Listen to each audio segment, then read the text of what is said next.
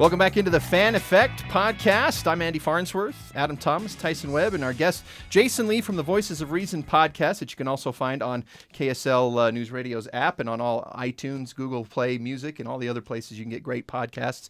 We're talking about Black Panther, and one of the things I wanted to talk about in this portion is some of the overarching themes. Now, you'll appreciate this, Jasen, as a journalist. I went to my daughter's class for parent-teacher conference, and they had this was the teacher who teaches the junior high newspaper class, and they had all their story ideas listed on the board. The only thing they had for Black Panther was Black Panther with two of the boys' names in the class next to it. But all the others had like some angle and then some. You know, they had a story idea and then some angle. And I was like, no angle for Black Panther. Well, I'd already seen it. They hadn't. So underneath I wrote, what is the role of a world power in politics? When you have the power, what are you supposed to do with it? And I thought that was one of the biggest things that jumps right out at you as you watch Black Panther, because that's what motivated Killmonger. That's what motivated T'Challa. I mean, the love that he had for his father at the beginning, then the disillusionment that he had, then sort of the understanding that he came to at the end of, hey, this stuff is more complex than just maybe you thought. But what did you think of that theme? What is the role of a world power? How did that speak to you? I had the same kind of conflicts. I understand why his dad behaved the way he did, though I would certainly agree that he should have done more, because if you do have the ability to help others, I think it's incumbent upon all of us to do what we can. Is there a middle ground? Should he have done, how much more should he have done?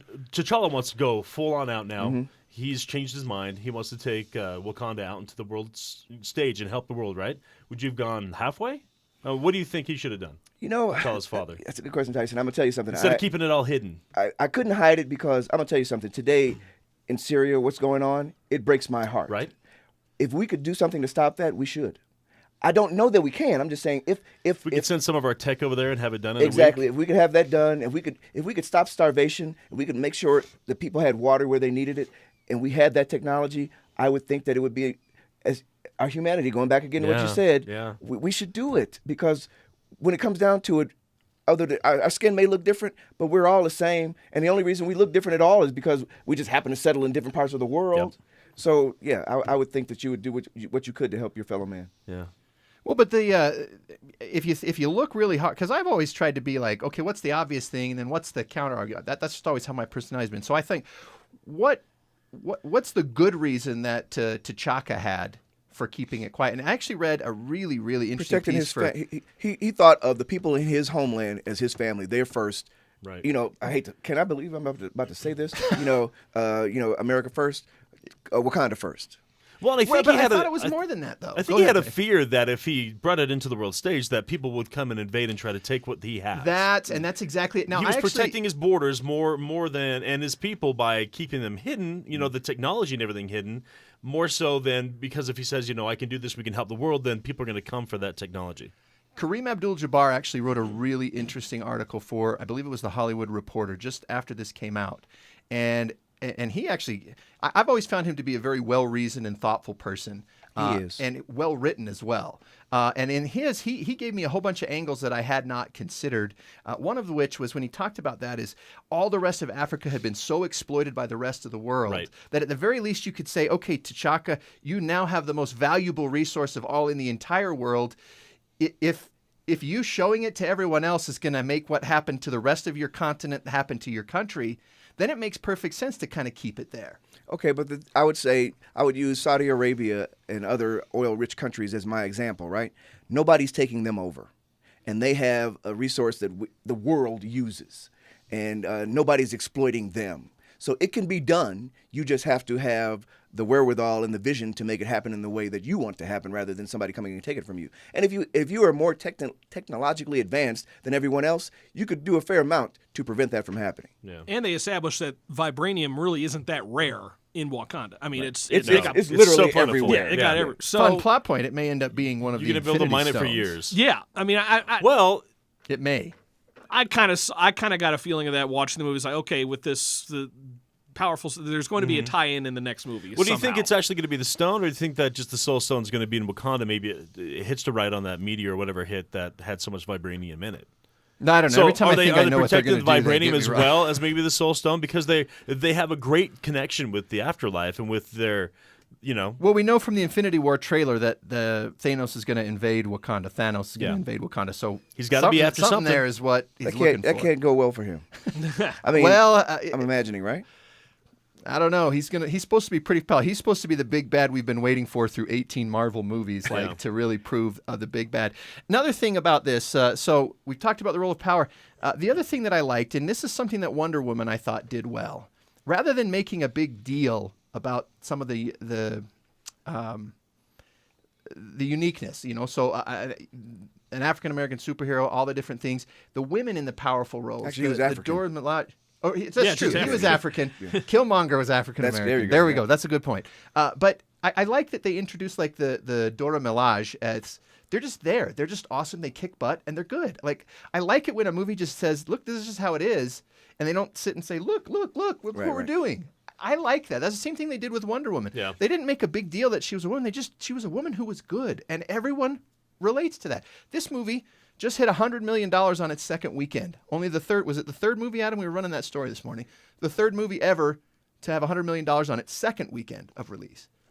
This movie's resonating with people. This is what Eric was talking about earlier. This is a movie that you appreciate for what it is, and everybody, when they go see it, everybody has their own individual take on what they get from it.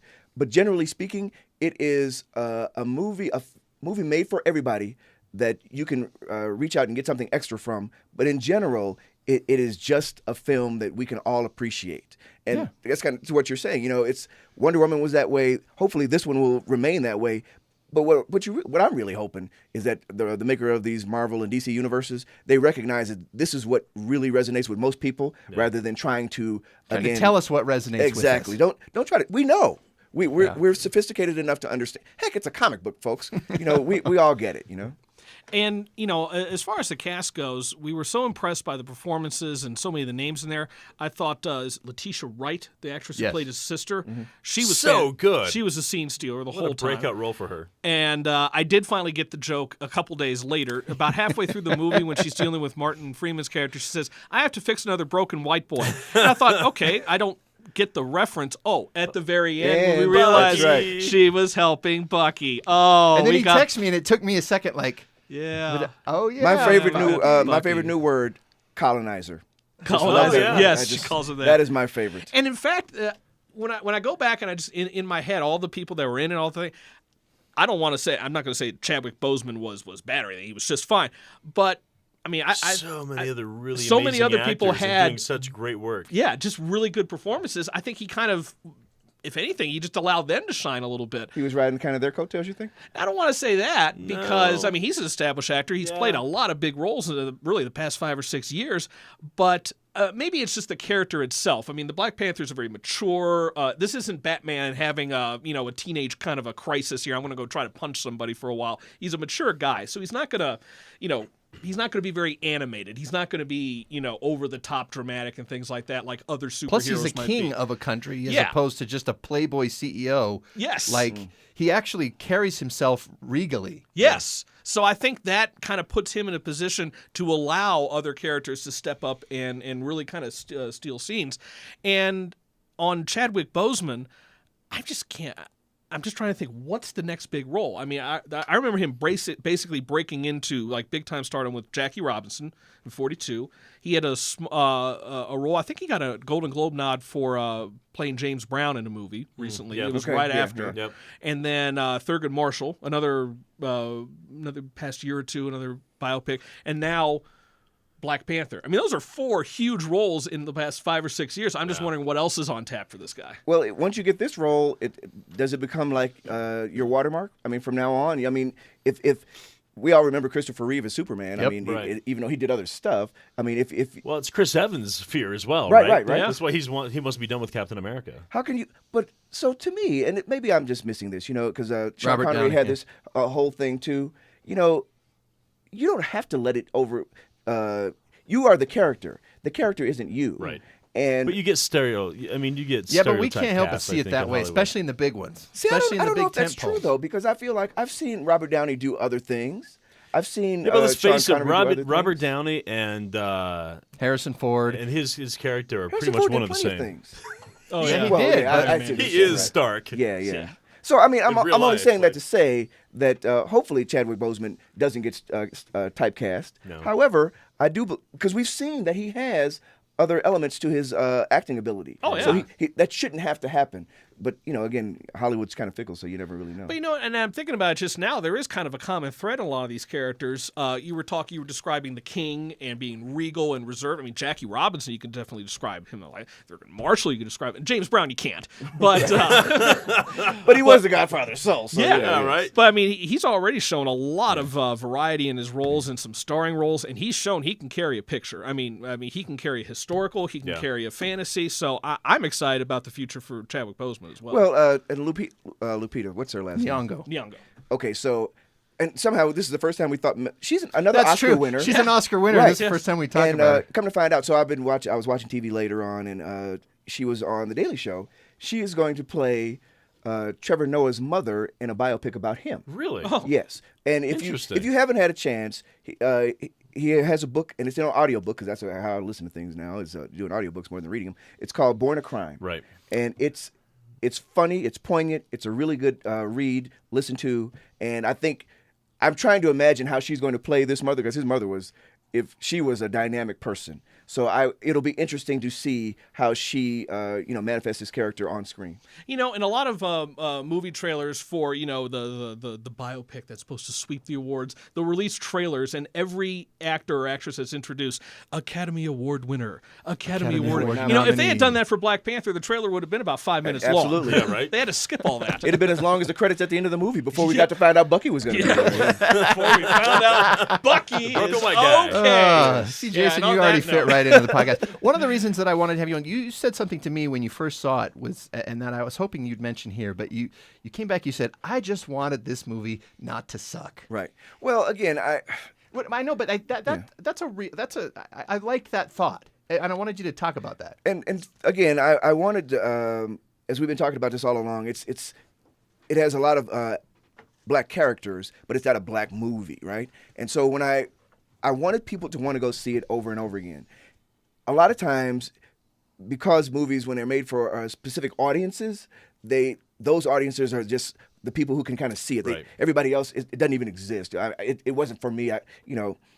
When I saw this movie, I wanted it to be well made. I didn't want anybody to have any criticism of the quality of the film, the storytelling, the characters. If it's great, then the next time it has credibility. So the next time you won't even consider that. You won't consider the fact that it was a lot of African or African-American characters. You'll just want to go see the film for what it is, because then it's just like everything else. Yeah. And I just want to get to that point in America. I know I mean, I'm not crazy, but the idea, the more of these kinds of events we have, the more of these kinds of things that we can all experience, hopefully we kind of get to a point where it is just kind of a colorblind society. Well, Jasen Lee, thank you for joining us today on the Fan Effect First podcast. We're glad to have you. Make sure you check out his podcast, Voices of Reason. He co-hosts along with Amy Donaldson. It's a great back and forth podcast. When you guys talk about stuff that not always is done in the most respectful manner, but you guys Generally do an it is. excellent. No. But what I mean is with other people discussing it. You guys do a great job of that. Appreciate your insights. Tyson, Adam, we're grateful to have you with us. Obviously, we've changed the name. We got some more big changes coming too, so stick with us.